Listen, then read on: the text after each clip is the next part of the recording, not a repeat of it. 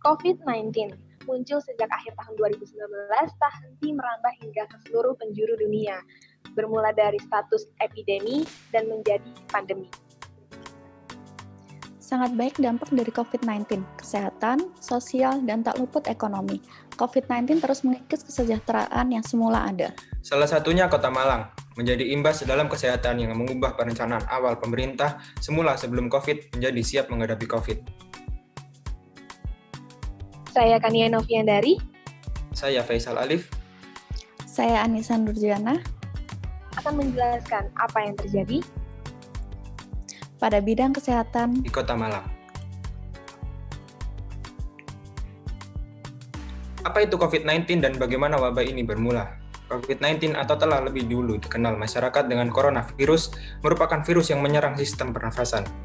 COVID-19 pertama kali ditemukan pada akhir Desember 2019 di kota Wuhan, China.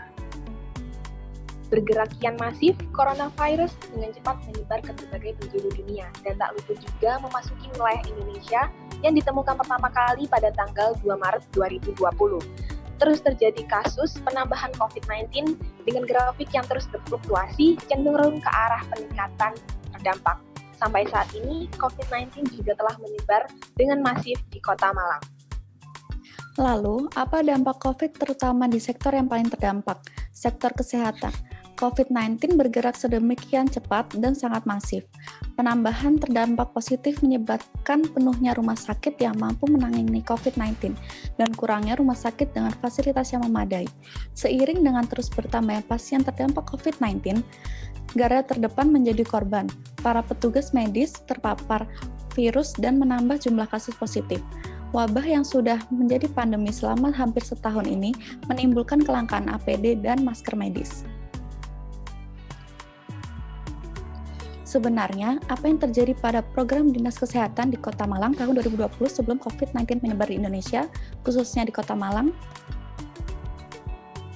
Kota Malang semula berfokus pada urusan wajib badan layanan umum daerah, peningkatan pelayanan kesehatan, program layanan kesehatan, peningkatan mutu pelayanan, pemeliharaan rumah dinas dan puskesmas, reakreditasi puskesmas, perbaikan operasional berbagai puskesmas, pengadaan bahan medis habis pakai, penanggulangan wabah, pemeliharaan rutin, dan beberapa program kerja lainnya. Apakah fokus program kerja ini berubah setelah COVID-19 menyebar di Kota Malang?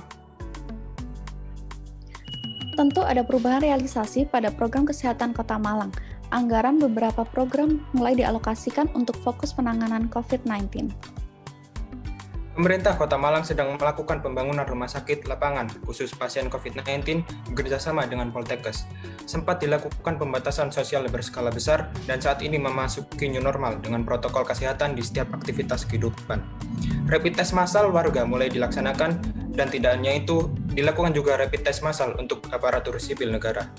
Kelangkaan yang menjadi permasalahan sektor kesehatan ditangani dengan pengadaan APD, alat kesehatan, penunjang laboratorium, dan bahan disinfektan. Bantuan tak terduga di APBD pun dicairkan dengan alokasi anggaran 37 miliar untuk penanganan COVID-19. 37 miliar untuk alokasi bantuan kesehatan sudah digunakan dengan baik. Akan tetapi, jika hal baik tidak diikuti dengan kesadaran masyarakat akan protokol kesehatan, maka masih akan terus terjadi peningkatan kasus positif perharinya. Oleh karena itu, kesadaran diri dan patuh akan protokol kesehatan harus terus diterapkan untuk menekan angka positif COVID-19. Tidak hanya pemerintah, masyarakat juga sangat berperan dalam penurunan angka positif COVID-19. COVID-19 belum usai, sudah terjadi perubahan fokus pada sektor kesehatan di Kota Malang. Maka, mari berfokus pada pemulihan Kota Malang dari wabah COVID-19 dengan protokol kesehatan.